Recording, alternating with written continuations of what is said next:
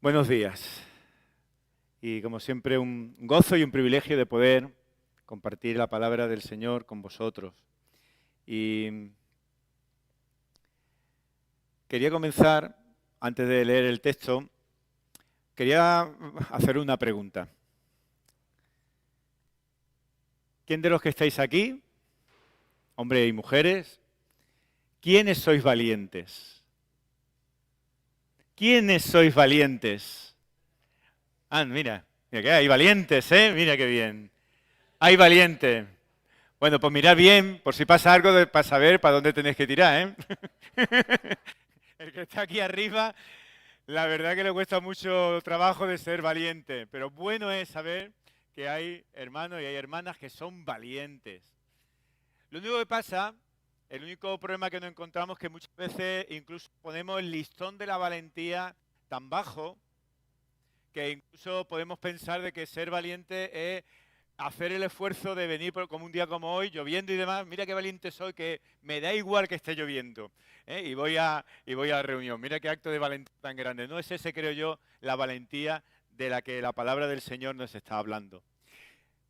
¿A qué se refiere la palabra del Señor cuando nos habla acerca de la valentía, de ser valiente? Pues la valentía, cuando lo miramos en el diccionario, sencillamente nos viene a decir que es cuando uno es capaz de acometer una empresa, la que sea, no una empresa a nivel industrial, comercial, sino la empresa que sea en la vida, a pesar de que seamos conscientes de lo arriesgado y a pesar que sepamos incluso de los peligros que puede haber por medio. A pesar de que seamos temerosos para afrontar esa empresa, a pesar de todo, tiramos para adelante. Ese es lo que el diccionario considera que es el ser valiente. Y muchas veces asociamos la valentía con actos heroicos que son muy puntuales. Estos actos que muchas veces salen en periódicos o en las noticias de televisión y dice, qué hombre más valiente porque ha hecho un acto heroico. Lo consideramos valiente, pero hay una cosa que es muy interesante que tengamos en cuenta, que no debemos de olvidar, y es que la valentía también se muestra en los pequeños actos que hacemos y llevamos a cabo día a día. Porque la valentía es precisamente, el valiente no es el que hace algo puntual en la vida, sino el que realmente tiene un carácter de valentía en el día a día. Y esto es importante para todos nosotros. La valentía llega a admitir una serie de cosas que pensamos que no la admite. Por ejemplo, ¿puede haber valentía o puede haber miedo en la valentía? Oye, pues había aprendido mejor que yo la predicación entonces. ¿Puede haber miedo en la valentía? ¿Puede haber vulnerabilidad? ¿Podemos ser vulnerables aunque seamos valientes? Sí, evidentemente, sí que podemos serlo. Y esto muchas veces, a pesar de esto, cuando uno es valiente, a pesar de que es vulnerable, a pesar de que hay miedos, esto precisamente trae que podamos superar esos miedos en muchos casos. Pero a nivel moral, el ser valiente es, aun sabiendo el coste que lleva eso que vamos a hacer, a pesar del coste, a pesar del sufrimiento, a pesar de los pesares, estamos dispuestos a hacer lo correcto. Y creo que van más por ahí los tiros en cuanto a la valentía, lo que nos habla la palabra del Señor. Estamos un poco cansados de ver gente que sale en televisión diciendo, mira qué valiente es, porque se está haciendo, ahora se llama mucho un selfie, a lo mejor en lo alto, ¿verdad?, de un rascacielos, y se pone allí la cornisa del rascacielos y se pone a hacerse un selfie. Mira qué acto de valentía, cuando nos damos cuenta que es una imprudencia, que no es lo mismo que valentía, y que en muchas ocasiones hemos visto que ha habido incluso pues accidentes.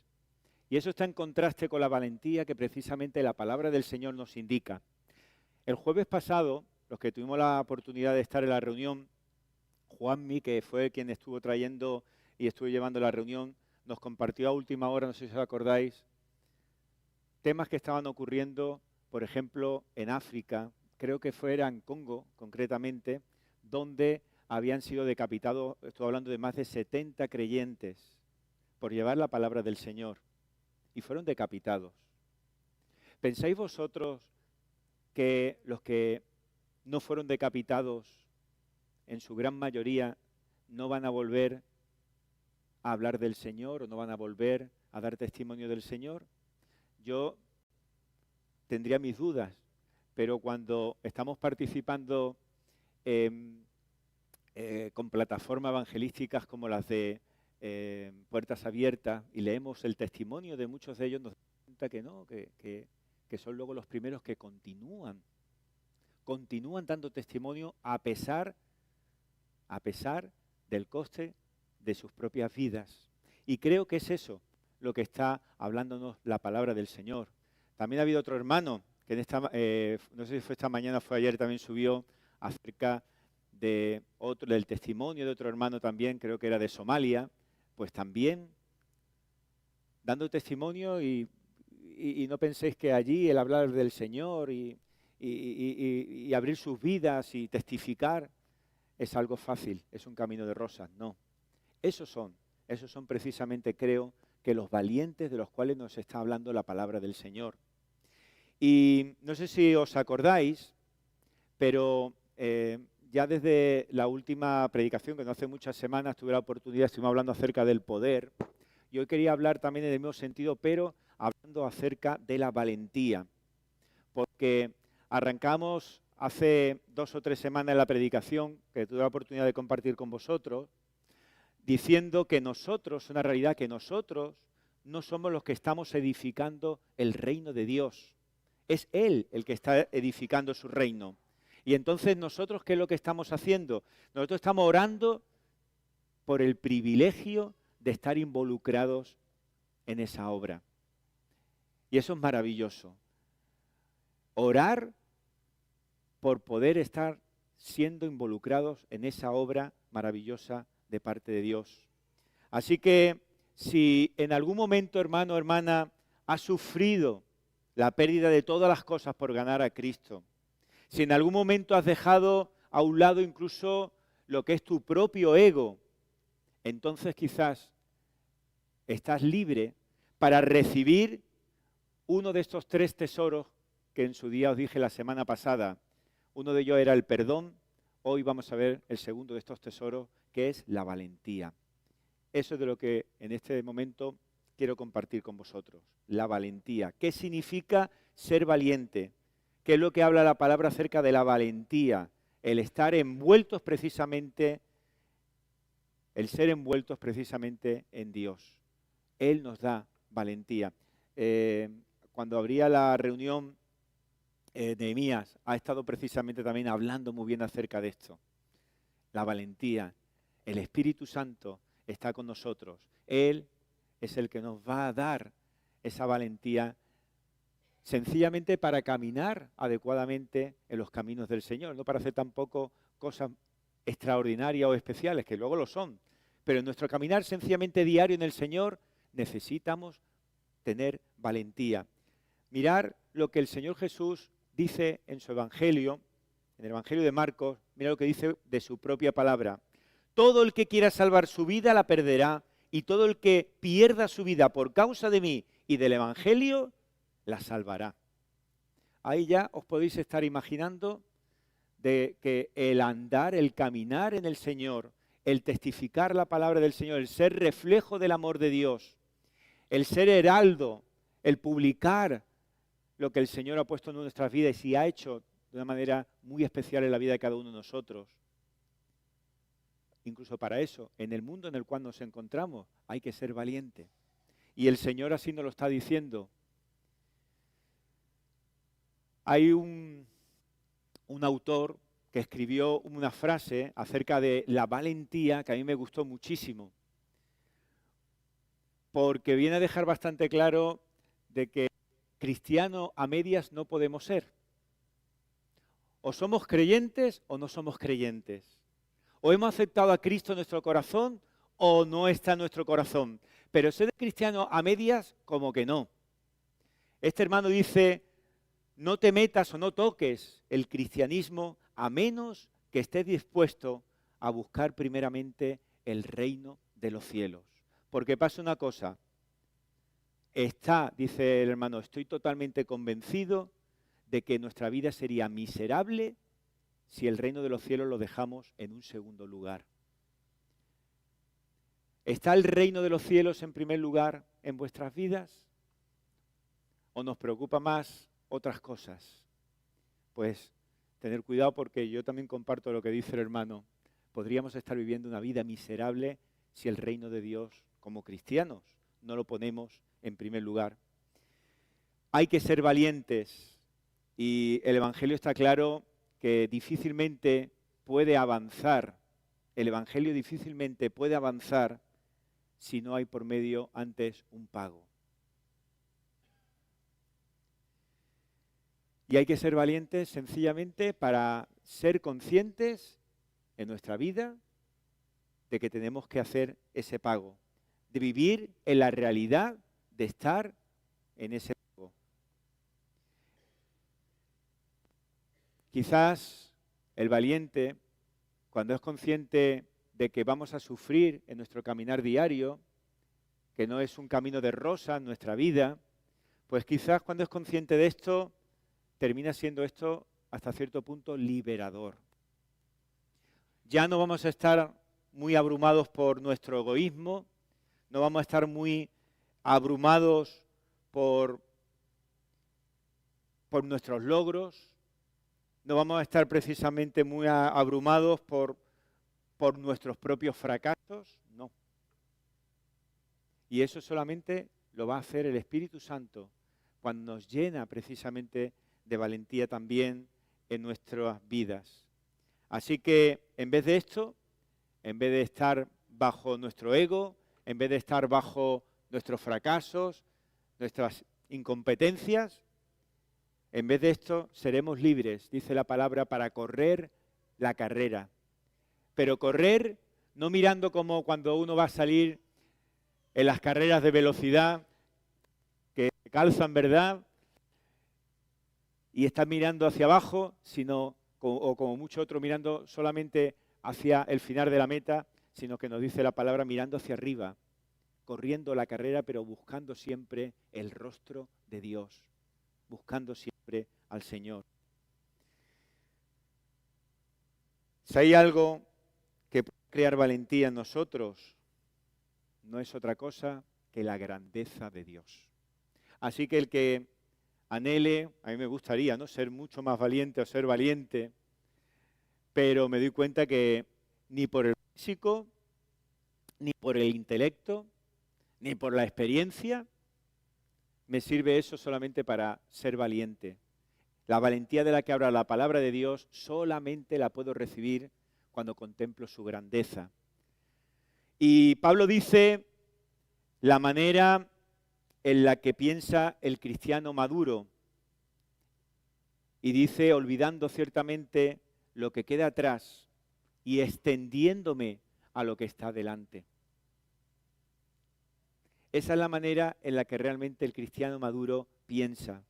Porque el Evangelio hace que estas personas, este cristiano maduro, sea agarrado por el Evangelio y se termine convirtiendo en entusiastas abiertos, con una visión clara de las cosas y valientes, porque contemplan la gloria de Dios. La Escritura nos dice cómo la iglesia primitiva, la iglesia al principio de los tiempos, pues valoraba precisamente la valentía. Y resulta que de la manera que valoraba la valentía es de una manera muy distinta a cómo valora, en primer lugar, evidentemente, el mundo la valentía, pero también muchas veces como nosotros terminamos en el día de hoy valorando la valentía. ¿Cómo valoraba la valentía la iglesia primitiva? ¿Cómo valoraba la valentía la iglesia de los apóstoles? Pues dice que la valoraba incluso por encima de su propia vida. Así que hoy no solamente la palabra nos va a hablar acerca de determinadas cosas que van a ser para aprender en nosotros, sino también para que de alguna manera hagamos una reflexión acerca de determinadas formas de caminar que tenemos nosotros por la vida. ¿Dónde estamos mirando? ¿Dónde estamos buscando el ser valientes? Sabéis muchas veces que es más fácil de que caiga el valiente que no el cobarde. Cuando hay guerras, normalmente mucho más de los que se salvan son los que se esconden a los que van al frente. Vamos a leer en el capítulo 4 del libro de los Hechos y vamos a ver precisamente, para que empecemos a reflexionar y aprendamos de la palabra, vamos a ver cómo trataba precisamente la primera iglesia acerca del tema de la valentía. No vayamos a pensar ninguno de nosotros que valientes tenemos que ser ahora porque el Señor está cerca, que hay que ser valiente, evidentemente, pero en la iglesia nos vamos a dar cuenta de que desde el principio el proclamar la palabra de Dios no significaba que todos los que la escuchaban caían rendidos de rodillas y aceptaban a Cristo en sus corazones, sino que eran causa de oposición a esas personas. Y cada uno, conforme al poderío que tenía, intentaba amenazar o intentaba ver cómo hacía para que aquel que llevaba la palabra, en definitiva, se callara. Vamos a leer estos versículos que se encuentran, Hechos capítulo 4, vamos a leer desde el versículo 23. Dice así la palabra del Señor: y puestos en libertad, vinieron a los suyos y contaron todo lo que los principales sacerdotes y los ancianos les habían dicho. Y ellos, habiendo oído, alzaron unánimes la voz a Dios y dijeron: soberano Señor, tú eres el Dios que hiciste el cielo y la tierra, el mar y todo lo que en ellos hay.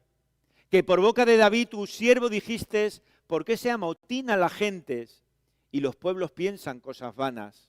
Se reunieron los reyes de la tierra y los príncipes se juntaron en uno contra el Señor y contra su Cristo.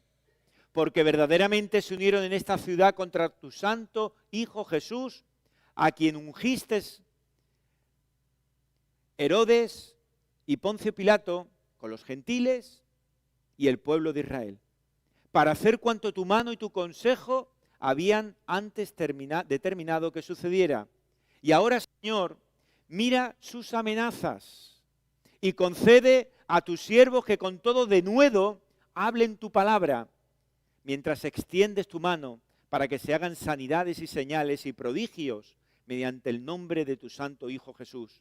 Y cuando hubieron orado, el lugar en que estaban congregados tembló y todos fueron llenos del Espíritu Santo y hablaban con denuedo la palabra de Dios. La verdad que es un texto fuerte, un texto poderoso, el que se encuentra en cuanto a la manera práctica que vivía el Evangelio la primera iglesia. Y es emocionante para nosotros hoy, como iglesia, porque si vemos algo claro aquí es que ellos ponían antes de todo, ponían al Señor en primer lugar. Ellos, como decía al principio, sus ojos no estaban puestos en sus necesidades. Sus ojos no estaban puestos en sus posibles amenazas y consecuencias, sino que sus ojos estaban puestos en lo celestial. El reino de los cielos era lo que ocupaba el primer lugar en sus vidas. Y como digo, esto es emocionante para nosotros hoy en día, cuando ponemos también en primer lugar Señor y confiamos en que Él tiene para nosotros propósitos por llevar el Evangelio. Y esto muchas veces lo hemos dicho, no sabemos cómo va a hacer el Señor las cosas, no sabemos cómo va a actuar, no sabemos cómo nos va a mover, no lo sabemos, ni hacia dónde vamos, ni nada, no lo sabemos, pero lo único que importa es que Jesús reciba toda la gloria y toda la honra en medio de este mundo. Lucas, cuando escribe el libro de los Hechos, comienza escribiendo el libro de los Hechos, muestra un panorama de lo que es la iglesia bastante idílico. Idílico en el sentido de algo ideal, encantador. Es lo primero que estamos nosotros leyendo. Empezamos a leer y ¿qué es lo que vemos? Vemos que sus miembros habían recibido el perdón del Espíritu Santo. Así es como comienza este libro. Y cuando ellos reciben el Espíritu Santo, ¿a qué se dedican? Pues nos dice la palabra que se dedican a aprender de los apóstoles, se dedican a adorar a Dios en todo momento, a ocuparse los unos de los otros, a dar testimonio, sobre todo a aquellos que aún no se habían rendido al Señor, y en medio de todo este panorama que reinaba, pues vemos que reinaba el amor, reinaba el gozo, reinaba la paz. Todo esto se estaba preparando y eran las puertas para abrir ese gran embarque en un barco muy especial. Aquí José Luis Perales decía, le ponía el nombre en la letra de sus canciones, un barco llamado Libertad, ¿acordáis, no?, de aquella canción. Aquí el barco tiene un nombre también muy especial. Y este barco es llamado Iglesia de Cristo. Pues estaba, como digo, al principio del libro de los Hechos, hablándonos de el comienzo de esta navegación, en un barco llamado Iglesia de Cristo, sabiendo que va a ser llevado por el viento del Espíritu Santo y siempre bajo la protección de Dios, sabiendo que Él era el que iba a estar protegiéndolo de todo. Así que veíamos que esto era algo idílico, era el comienzo de una conquista espiritual muy especial. Pero, siempre nos encontramos con los peros.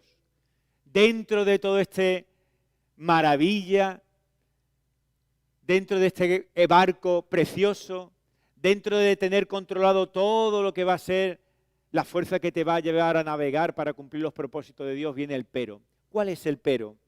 El pero comienza a mirar a las primeras de cambio. No da ni tan siquiera tiempo de que uno se deleite en aquello que está llevando a cabo. A las primeras de cambio se desencadena una peligrosa tormenta. Además, una tormenta tan fuerte, tan enorme, incluso llega a tocar y a ser amenazada la propia iglesia. Es decir, no es una tormenta pequeña, es una tormenta fuerte. Cuando Pedro va un día con Juan, va a entrar al templo y se encuentra en la puerta, en una de las puertas dice que se encuentra un cojo de nacimiento, uno que estaba totalmente impedido, ni tan siquiera para poder andar por sí mismo. Ellos cuando lo ven, aunque él le pide dinero en un principio, dice que hay ahí un milagro y dice que oran por ellos los apóstoles y este hombre que estaba impedido totalmente, de pronto salta, sus pies se afirman en el suelo y prácticamente aquello que tenía, esa enfermedad que tenía, desaparece por completo. ¿Os podéis imaginar lo que esto a los ojos de los que están allí significa? La gente no se imaginaba porque conocía a aquel hombre de toda la vida, porque era habitual que estuviera a la puerta de la entrada. Y ahora se da cuenta que este hombre entra junto con los apóstoles andando igual que cualquier otra persona. Y dando voces de alegría y dando gracias a Dios por lo que ha hecho en él. Y Pedro, cuando ve que las multitudes se acercan para contemplar tal milagro, Pedro aprovecha para estar hablando acerca del Evangelio. Y aprovecha para estar diciendo de que Cristo ha resucitado, que hay que creer en Él, que hay que poner sus vidas en Él. Sí, ese Cristo que poco tiempo antes ellos mismos habían matado. Y esto, cuando llega a los oídos de los principales, de los sacerdotes, pues resulta que no es nada agradable para ellos. Y lo que quieren antes de nada que ese que está dando voces, porque ha sido curado, y también los otros que están proclamando la resurrección del Señor, se callen por completo. Porque una cosa es en la calle y otra dentro del propio templo. Allí ellos no tenían ni tan siquiera autoridad. ¿Cómo se ocurre de traer dentro mismo del templo, traer precisamente ese mensaje? Como nos damos cuenta, desde el principio, ya vienen precisamente las tempestades, ya viene precisamente la oposición para que la palabra de Dios no pueda llegar con fuerza, con tranquilidad al corazón de todas las personas que tanto lo necesitan.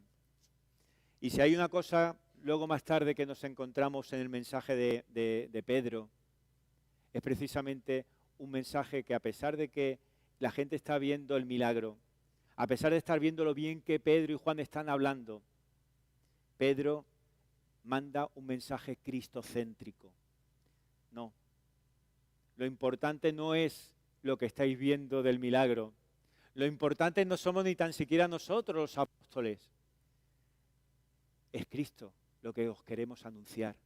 Ese es el mensaje que tiene poder para cambiar vuestras vidas y para poder sanar de la misma manera que ha sanado a este cojo.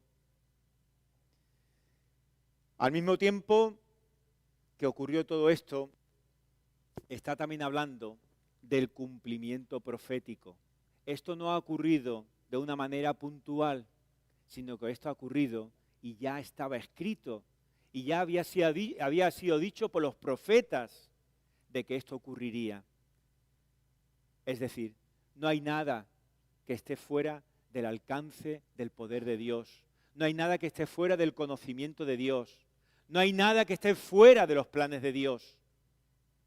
Está claro que están mirando Pedro y Juan están mirando, en medio de esta circunstancia, están mirando el reino de Dios. Está mirando a Cristo y no las circunstancias. Así que Pedro y Juan tenían todas las papeletas, hermanos, como os podéis imaginar, para ser cogidos, ser arrestados y ser amenazados, como así hicieron. ¿Qué ocurrió? Lo llevaron a un interrogatorio y en el interrogatorio lo primero que le preguntaron, bueno, ¿con qué poder o en nombre de quién estáis haciendo y diciendo estas cosas? Y yo creo que la amenaza aquí puede sonar un poquito más tranquila, pero allí estoy convencido de que sería una amenaza bastante fuerte de estos sacerdotes, de estos fariseos que estaban acusando a Pedro y a Juan. Aquí es donde aparece la valentía, hermanos, de la que estamos hablando y de la que habla la Biblia. Probablemente a uno le llegan a amenazar de esa manera y sale corriendo de allí y dice, ya no vuelvo más por aquí. Y el que quiera saber de Cristo, que venga y que nos busque o que busque por otro lado, pero que conmigo no cuenten. ¿De qué manera respondieron, dice la palabra, los apóstoles? Respondieron predicando la palabra de Dios. Es decir, no le hicieron caso. Por acortar, cuando vemos que todo esto sigue avanzando, llega un momento que se preguntan los propios sacerdotes, ¿qué hacemos aquí con estos hombres? ¿Qué podemos hacer con estas personas? ¿Qué hacemos con esto, con Juan y con Pedro? Viendo a este hombre que está sanado y que todo el mundo ha visto el milagro que ha ocurrido, ¿qué hacemos ahora con ellos? Bueno, pues vamos sencillamente a amenazarlo, decir, mira, os vamos a dejar libres, pero aquí viene lo importante. Pero no se os ocurra de llevar la palabra, no se os ocurra de llevar el Evangelio, no se os ocurra de dar el mensaje de salvación de Jesús. No. Ahí está, os doy libertad. Da gracias de que vais a salir sin ser apresados, pero no hagáis esto. Y entonces Pedro y Juan le dice, ¿a quién pensáis vosotros que vamos a hacer caso? ¿A los hombres o vamos a hacer más caso a Dios? La cuestión es que no sabían realmente qué hacer con ellos y los dejaron libre. Y aquí viene el pasaje que hemos leído. ¿A dónde van después de recibir esa libertad Pedro y Juan? ¿A dónde se dirigen una vez que ha ocurrido algo tan grande que al final han sido liberados? Y os podéis imaginar dentro del contexto de que no hacía mucho tiempo algo muy parecido le había ocurrido al Señor y había sido crucificado. Es decir, que ante estas situaciones ya estarían, como decimos por aquí, un poco moscas, ¿no? Mosqueados los demás. Tú verás que al final van a parar ellos y va a ocurrirle exactamente igual que le ha ocurrido al Señor. ¿Dónde van ellos y qué es lo que hacen ellos? Es donde está el meollo aquí del mensaje de este pasaje. Ellos acuden rápidamente, dicen, a la iglesia, donde están los hermanos, para compartir aquello que el Señor ha hecho en sus vidas. Pero lo más importante, van allí para orar juntos. Van allí a orar juntos. Van allí a gozarse en el Señor de lo que el Señor ha hecho en sus vidas. Van allí para darle gracias al Señor por cuidar de ellos. Pero también con otros objetivos muy interesantes que nos encontramos aquí. Mirar, en medio de lo que dicen estos versículos del 23 al 31, nos viene a decir que estos hombres lo importante es que iban a orar. Eso es lo principal. Iban a orar además con los suyos. ¿Dónde mejor sitio si nosotros estamos pasando situaciones difíciles? Imaginaros que estamos pasando situaciones de persecución, como los hermanos. Imaginaros si estamos pasando por situaciones críticas en nuestras vidas. ¿Qué mejor sitio podríamos nosotros acudir? Diría, yo me voy a mi casa, le echo 2 vueltas a la llave, echo las persianas abajo y ahí estoy seguro. Vamos al lugar de refugio, vamos a la iglesia. A la iglesia y a compartirlo con los hermanos. Y a buscar a aquel que es el que realmente nos ha protegido. Orar, orar. En estos pasajes nos encontramos de qué manera oraron estos hermanos. ¿De qué manera oraron estos hermanos? Mirar, en el versículo 24 nos dice en primer lugar de qué manera oraron. Y oraron, ¿sabéis cómo en primer lugar? En unidad. Importantísimo. Dice el texto, todos juntos alzaron sus voces en oración a Dios. Todos juntos. Es decir, no había uno solo de los que estaban allí que no tuviera otra motivación que alzar su voz a Dios y adorarle. Todos juntos. Una iglesia unánime en la oración. Y resulta que cuando Pedro y Juan informan a la iglesia lo que le ha ocurrido, en los discípulos no hay ni mucho menos una actitud de decir, mirad lo que nos ha pasado por ser valientes. Mirad lo que nos ha pasado y ahora vamos a orar que se le va a caer el pelo, porque nos vamos a poner a orar a aquel que es el Todopoderoso y los va a quitar del medio. Esa fue la actitud que tuvieron ellos cuando buscan a los hermanos y oran juntos, unánimes, como dice el texto. No. No buscan una actitud de ira, no buscan una actitud de venganza. Acudieron, dice, a orar y lo hicieron todos al unísono en voz alta.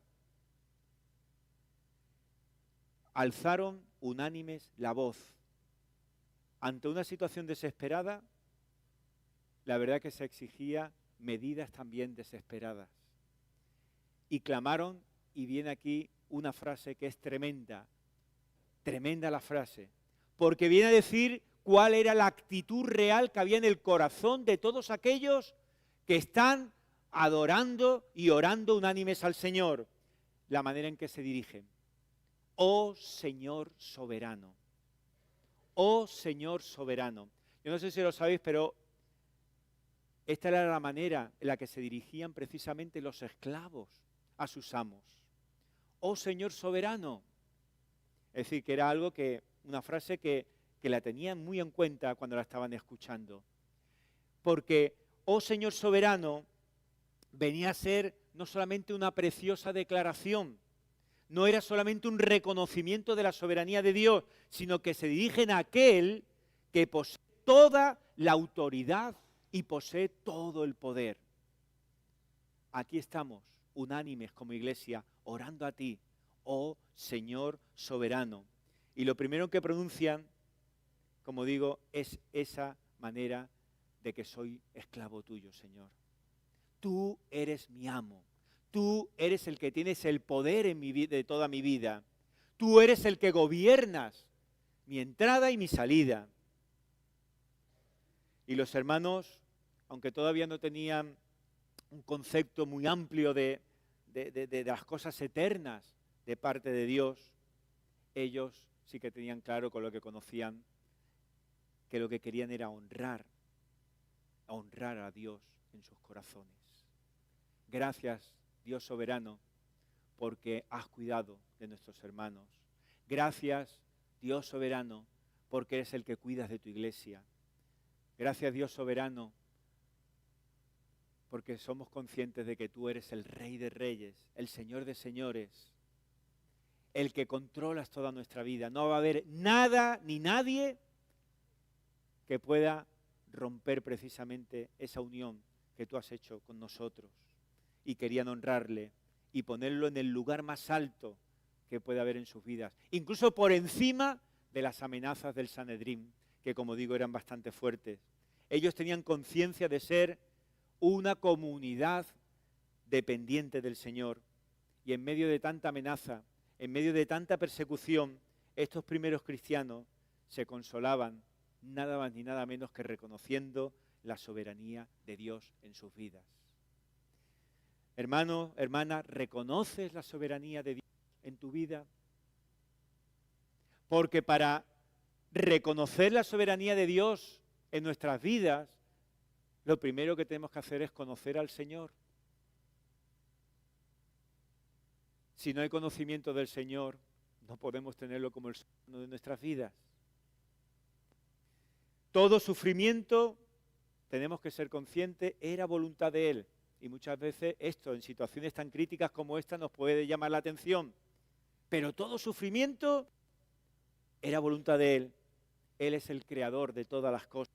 Él es el que tiene el control total de todos los acontecimientos. Así que su confianza en el gobierno absoluto y poderoso de Dios era suficiente. Bastaba para sustentarlos en medio de esta situación. Así que, hermanos, tenemos aquí una preciosa enseñanza. Como iglesia, unánimes, en los momentos críticos, los momentos difíciles, en momentos que quizá a lo mejor no hemos ni tan siquiera, dando gracias al Señor, tenido que vivir hasta el día de hoy. No sabemos si mañana sí que tendremos que tener esa necesidad, pero unánimes dice que la iglesia, unánimes todos a la vez, sin quedarse nadie fuera de esto, reconocía a Dios como su soberano. Y esto solamente lo que hacía era tener un corazón agradecido delante de Dios. ¿Conoces de verdad quién es Dios? Pues cuanto más conozcas a Dios, menos temor vamos a tener a la oposición que el mundo pueda tener con nosotros por el Evangelio. Alimenta tu fe leyendo la palabra de Dios. Alimenta tu fe aprendiendo de ella, y resulta que el miedo morirá de hambre. Oraron de manera unánime. Segunda, versículo 25, 26 y 27. Oraron la palabra de Dios. ¿Qué es eso de orar la palabra de Dios? Pues que tras adorarle y reconocer su grandeza, dice el pasaje, que traen a la memoria nada más ni nada menos que el sacrificio perfecto de Cristo. Y la misma oposición que hubo en Cristo, tenemos que estar también preparados nosotros, que también vamos a tener oposición cuando llevamos el Evangelio. Qué bueno es tener conocimiento de la memoria del sacrificio perfecto de Cristo. Un sacrificio que fue llevado a cabo para realizar esa obra maravillosa de salvación de cada uno de nosotros. Tuvieron el consuelo de saber que esa oposición no es algo que ha surgido en un momento determinado. Hemos preparado el barco, sabemos que el Espíritu Santo va a ser el que va a impulsar las velas de ese barco para navegar en ese viaje tan fantástico de llevar el Evangelio, ese viaje misionero. Todo está preparado. Y ocurre una tormenta. Y nos preguntamos, ¿cómo es posible de que esto rompa los planes de Dios? Es lo primero que decimos. No hay nada que rompa los planes de Dios. Dios es el conocedor de todo. Y ese es nuestro consuelo, saber que esa oposición que estaban teniendo los hermanos, decían, eso es lo que nos consuela, el saber de que esto no es nuevo, esto ocurrió también al Señor Jesús. Y entonces dice que el Espíritu Santo habla por boca de David y ellos utilizan el Salmo 2, versículo 1 y 2. Y dice, que es lo mismo que viene en los versículos que hemos leído, ¿por qué se amotinan las gentes? ¿Por qué los pueblos piensan cosas vanas? Se reunieron, dice, los reyes de la tierra y los príncipes se juntaron en uno contra el Señor y contra su Cristo. Y se unieron sencillamente para intentar de que la palabra de Dios, de que el Evangelio no pudiera llegar, no pudiera ser transmitido. Era bastante triste de ver esto. Era bastante triste ver esto, pero ellos se consolaban de saber que a pesar de todo estaban bajo la protección de Dios. No había un plan B tampoco aquí, como no lo hubo en la cruz de Cristo. No había tampoco un plan B aquí, a ver cómo soluciona la papeleta de esto. Mira dónde nos hemos metido por llevar el Evangelio. No, todo estaba bajo el control de Dios. Oraron por la palabra, vieron y recordaron el sacrificio perfecto de Cristo. Mirad que allí se habían reunido, como literalmente decía el Salmo, hasta los principales. Allí estaban reunidos, como dice el texto, allí estaba Herodes, ahí estaba Caifás, ahí estaban reunidos todos precisamente solamente con el objetivo de ver cómo se paraba aquello, es decir, frenar el avance del Evangelio. Sin embargo, ¿qué es lo único que pudieron llevar a cabo estas personas, por muy poderosas que eran? ¿Qué es lo único que fueron capaces de hacer? Ratificar lo que decía la palabra del Señor. Cumplir aquello que ya estaba determinado. Así que daros cuenta, cuando hablamos de nuestro Dios todopoderoso, es que no hay nadie comparado con Él. Que ni el más poderoso en el mundo, por mucha maldad que haga, va a hacer algo que no está dentro del conocimiento de Dios. Él lo sabe todo. Y esto traía a los hermanos consuelo. Y yo creo que, hermanos, con todo lo que estamos viviendo en la actualidad, hoy en día, también necesitamos ser valientes. Ser valientes como hijos de Dios, como pueblo de Dios. Y yo creo que también nos trae consuelo el saber que todas las cosas que pueden pasar o que están pasando, todas están bajo el control divino, bajo el control de Dios. Y esto nos va a traer consuelo. Debemos de estar preparados para la oposición, porque la gente, como decía Nehemías, el no creyente, cuando escucha el mensaje de salvación, la mayoría va por aquí y le sale por ahí el otro oído. Y aquel que no pasa y dice y pasa de juntilla en este mensaje a intentar oponerse con todo su poder a ese mensaje del Evangelio. Por lo tanto, hermanos, tenemos que estar, no intentar evitar la oposición, sino de estar preparados de que va a haber oposición cuando también el del Señor, el Evangelio. Vamos a la última. Oraron, hemos dicho, unánimes, oraron la palabra, y versículos 29 y 30 nos dice, oraron. ¿Por qué oraron? Aquí me viene siempre que hablo y veo el motivo último por el cual oró la iglesia en esos momentos de dificultad. Me acuerdo de los jueves cuando oramos, y vuelvo a repetir, por los hermanos de Puertas Abiertas, los que están pasando persecución. Porque siempre para mí, desde el primer día que estuvimos orando por estos hermanos, me causó un gran impacto el motivo por el cual oraban. Ellos no oran, si nos damos cuenta, porque el Señor los saque de la persecución. No oran porque el Señor castigue y quite del medio a sus enemigos, sino que ellos oraban sencillamente por fortaleza, por valentía, por hablar con denuedo la palabra de Dios en medio de esa oposición. Y esto cambia por completo una vez más lo que hay en el corazón de aquel que ha sido cambiado por completo por el Señor y lo que hay en el corazón por aquel que no se ha rendido todavía al Señor. Señor, estamos haciendo tu voluntad, dirían los apóstoles en esta situación. Entonces, ¿por qué motivo nos maltratan? Esto de alguna manera lo decimos también nosotros, ¿no? Señor, estamos buscando y estamos haciendo tu voluntad. ¿Por qué nos maltratan de esta manera? ¿Por qué nos dejan aparte en estas cosas? Pero antes de todo ellos solicitaron una cosa, poder predicar, como hemos dicho, poder predicar con denuedo, poder predicar con valentía, hablar con valentía la palabra de Dios. Como decíamos no hace mucho, porque precisamente el Evangelio no es para avergonzarse, sino que el Evangelio es poder de Dios para salvación. Así que la capacidad de hablar su palabra con denuedo, con audacia, con valentía, mientras se enfrentan a la persecución, es lo que debe haber en el corazón de cada uno de nosotros. Ese es el deseo cuando el Señor toca nuestros corazones. Y queremos que lo mismo que ha ocurrido en nuestras vidas ocurra también a todos nuestros seres queridos, a todos aquellos amigos, a todos aquellos que conocemos y que sabemos que están andando entre tinieblas.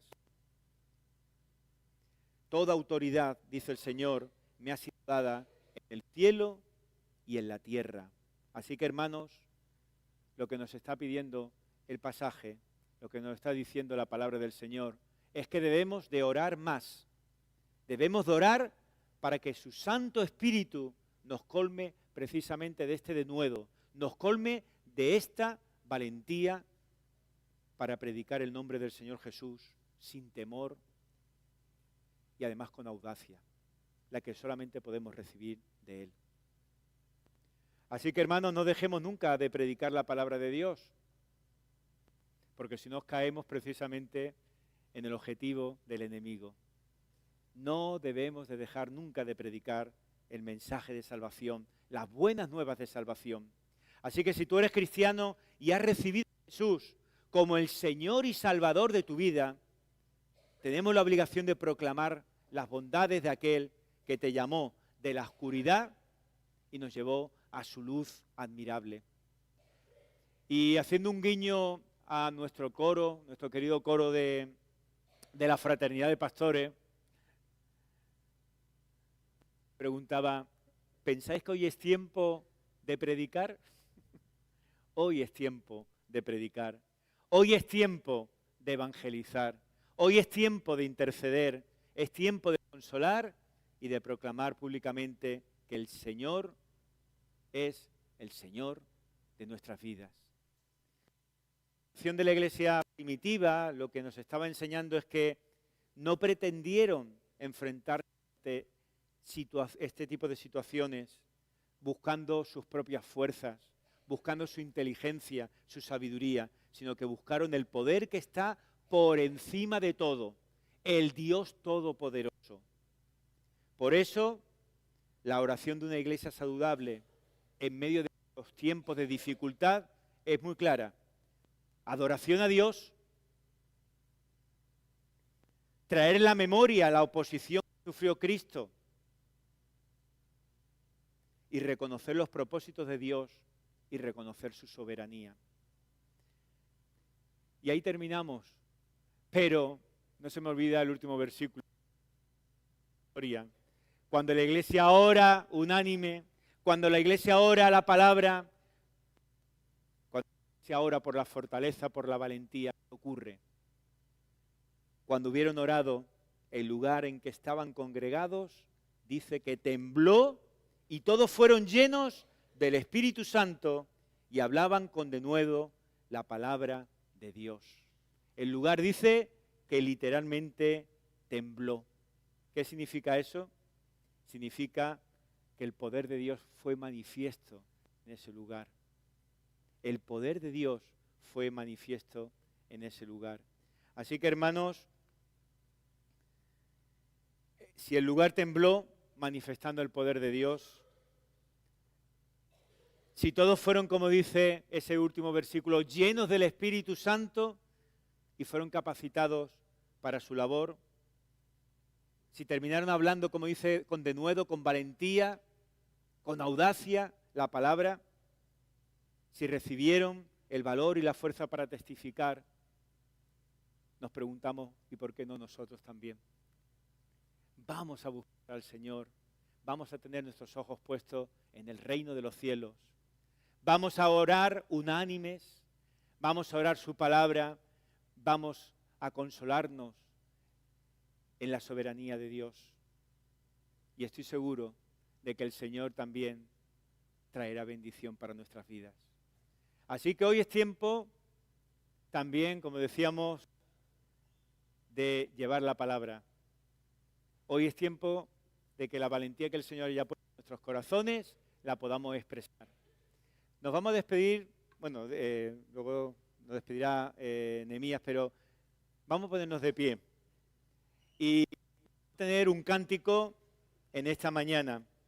Un cántico que para muchos es un cántico que tiene algún tiempo, que nos habla precisamente de lo que dice el pasaje. Alzad nuestros ojos. Alza tus ojos y mira. ¿Por qué? Porque hoy es tiempo. El Señor nos bendiga.